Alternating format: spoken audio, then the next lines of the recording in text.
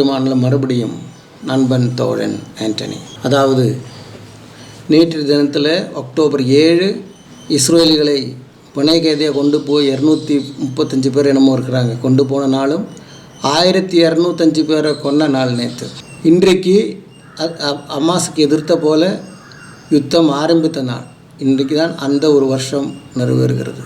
இதுக்கு என்ன விஷயங்கள்னு பார்த்தாச்சென்றால், நேற்று தினத்தில் நெத்தன்யாகும் அந்த நாடெல்லாம் சேர்ந்து அந்த அக்டோபர் 7 செத்தவர்களுக்காக துக்கம் ஆசரிக்கிறார்கள். ஒரு நிமிடம் மௌனம் கொண்டாடினார்கள். அந்த நேரம் பார்த்து ஹிஸ்புல்லா அட்டாக் பண்ணாங்க, ஹமாஸ் அட்டாக் பண்ணாங்க. இந்த அட்டாக் வருகின்ற நேரத்தில் சைரன் முழங்கினது. வானத்தில் அந்த ஏடம் இன்டர்செப்ட் பண்ணியாச்சு. இருந்தாலும் ஒரு சிலதெல்லாம் எரிஞ்சு கீழே விழுந்திருக்கு. அது சில பில்டிங் மேலே விழுந்திருக்கு, பில்டிங் எரிஞ்சிருக்கு. ஒரு சிலருக்கு காயம் அடைஞ்சிருக்கிறாங்க. இதெல்லாம் நடந்து முடிஞ்சு நேற்று இரவு, அதாவது லெபனானுடைய சரித்திரத்திலேயே இந்த அளவுக்கு தாக்குதல் நடந்திருக்காது. அந்த அளவுக்கு குண்டும் மழை இதுவரைக்கும் நடந்தது இல்லையா. அவங்க அனுப்பியிருக்காங்க, யார், இஸ்ரேல் துவம்சம் பண்ணி அடிச்சிருக்காங்க. வடக்கு பக்கம் லெபனானுக்கும் இந்த தாக்குதல் அவங்க இன்னும் எக்ஸ்டெண்ட் பண்ணியிருக்கிறாங்க. சவுத் லெபனானில் இருக்கின்ற தீவிரவாதிகள் ஆல்மோஸ்ட் அது ஒரு ஹமாஸ் போல், காசா போல் ஆயிடுச்சு இப்போ சவுத் லெபனான். அந்த மாதிரி ஆகுது. இதுக்கு இடையில் காசாலேருந்து ஒரு 4-5 ராக்கெட் வந்தது. அதெல்லாம் இன்டர்செப்ட் பண்ணியாச்சு. இப்போ கான்யூனிஸ் பகுதியும் ஜலீல் என்ற பகுதியிலெல்லாம் ஜனங்களை மறுபடியும் காலி பண்ண சொல்லி அங்கேயும் நேற்று இஸ்ரேல் குண்டு வீசியிருக்காங்க. லெபனானில் கரை யுத்தமும் ஏர் ஸ்ட்ரைக்கும் நடந்துகிட்டு இருக்கு, இப்போ நடந்துகிட்ருக்கு. ஹமாஸ் இந்த மாதிரி துவம்சம் பண்ணுற வேலையில் ஒரு செய்தி வெளியில் வருகிறது. என்ன செய்தி என்றால், சின்வர் உயிரோடு இருக்கிறார்.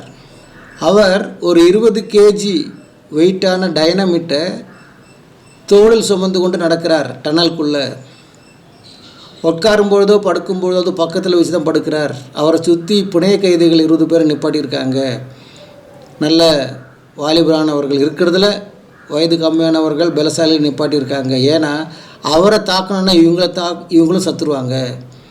அப்போ இஸ்ரேல் ஒருபொழுதும் தங்களோட ஜனங்களை சாகடிக்கிறதுக்கு துணிய மாட்டாங்க என்றதுனால இப்படி புனை கைதிகளை கவசமாக பயன்படுத்துகிறதாக ஒரு தகவல் எல்லா சேனலும் பேசப்படுகிறது.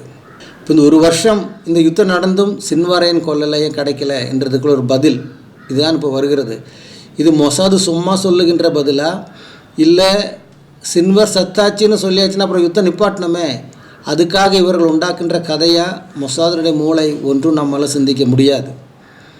இன்னொன்று, இது வரைக்கும் நடந்த ரிசல்ட்டு பார்த்தாச்சுன்னா 18,000 ஹமாஸ் தீவிரவாதிகள் கொலை செய்யப்பட்டிருக்கிறார்கள். மொத்தம் 35,000 தான் இருக்குது. ஏற்கனவே அவங்க சொல்லியாச்சு 20,000க்கு மேலே சத்தாச்சுன்னு. இப்போ கம்மி பண்ணிட்டாங்க.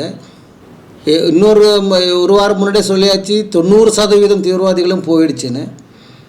இப்போ இப்படியெல்லாம் தகவல்கள் ஒன்றுக்கொன்று வித்தியாசமாக வந்து கொண்டிருக்கிறது. பிரியமானவர்கள், என்னதான் இருந்தாலும் இஸ்ரேல் தங்களுடைய யுத்தத்தை தொடர்ந்து நடத்தி கொண்டிருக்கிறார்கள். ஹிஸ்புல்லா அடிக்கு மேலே அடி வாங்கி என்ன சொல்கிறாங்க, நொறுங்கொண்டிருக்கிறாங்க. நொறுங்கி போகிறாங்க ஒவ்வொரு நாளும். அவங்களுக்கு புது ஆயுதம் வராதபடிக்கு இஸ்ரேல் ஆர்மி கம்ப்ளீட்டாக தடுத்துருக்கு. ஈரானுக்கு ஒன்றும் பண்ண முடியல. இந்த நேரத்தில் ஈரானில் என்ன நடந்திருக்கு, டெஹ்ரானில் நேற்று 4.5 மேக்னிடியூட் பூமி அதிர்ச்சி நடந்திருக்கு. அதற்கு 2 விதமான தகவல்கள் சொல்லுகிறார்கள். ஒன்று, இஸ்ரேல் பூமி கீழே இருந்து அட்டாக் பண்ணியிருக்கா என்ற ஒரு சந்தேகம் பேசப்படுகிறது. பூமிக்குள்ளே இருந்து அட்டாக் பண்ணி ஏதாவது பண்ணுறாங்களா, இல்லை உண்மையான பூமி அதிர்ச்சியா? அதுவும் இல்லைன்னா ஈரான் நியூக்ளியர் வெப்பன் டெஸ்ட் பண்ணாங்களா? 150 மீட்டர் கீழே, பூமிக்கு கீழே 150 மீட்டர் கீழே, 150 மீட்டர்னால் கிட்டத்தட்ட 500 அடி கீழே டெஸ்ட் பண்ணாங்களா என்ற ஒரு தகவல் வந்து கொண்டிருக்கிறது. ஏன்னா இதனுடைய வைப்ரேஷன் டெல் அவிவ் வரைக்கும் தெரிஞ்சுது.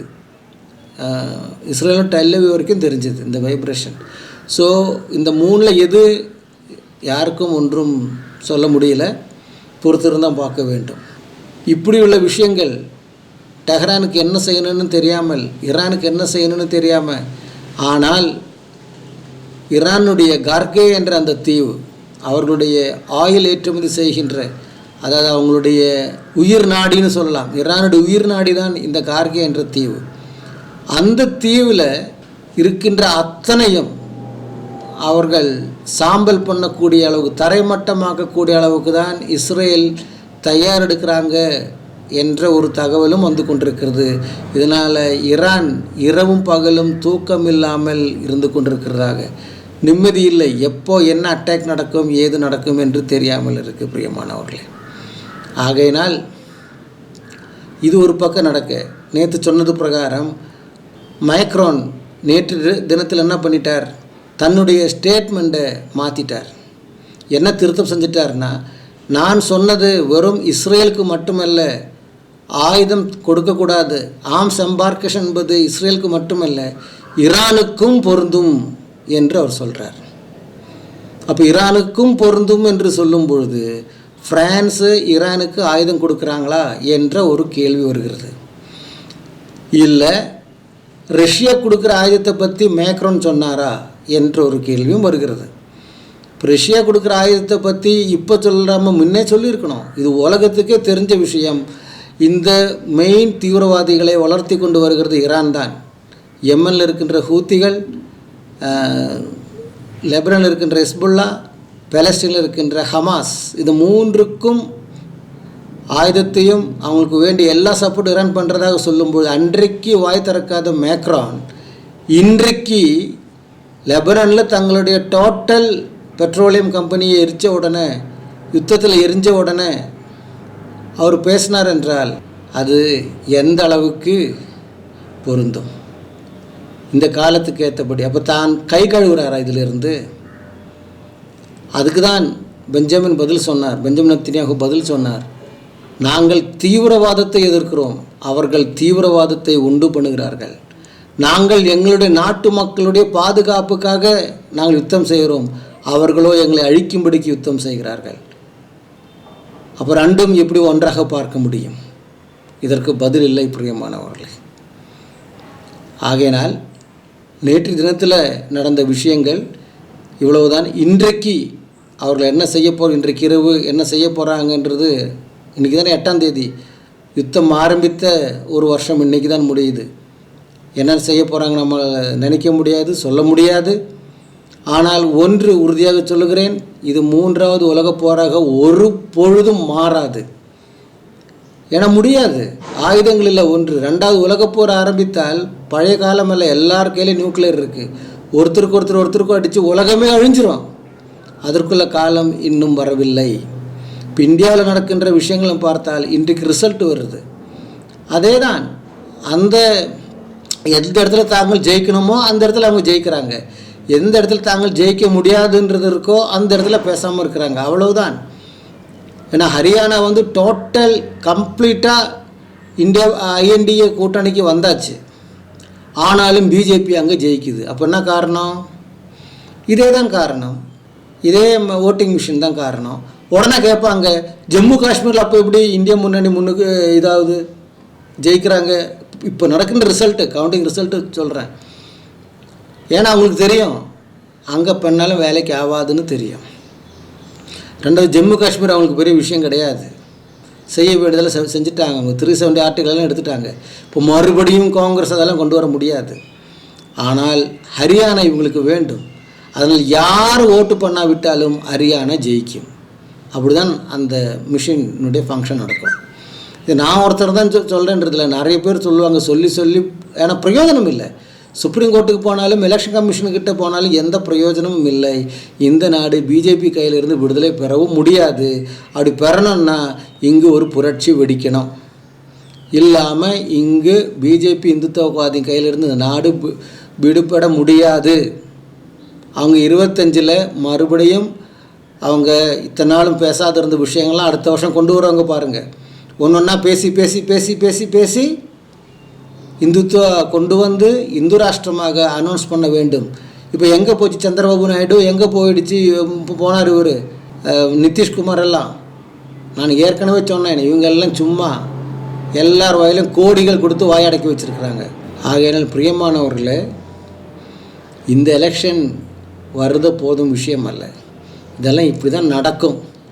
இங்கு பிஜேபி எதிர்த்து எந்த கூட்டணியாலும் வர முடியாது. ஏன்னா இங்கிட்டு ஜுடிஷியரியிலிருந்து இங்கிட்டு அட்மினிஸ்ட்ரேஷன் எல்லாம் பார்ப்பனம் கையில் தான் இருக்குது. அவ்வளவுதான்.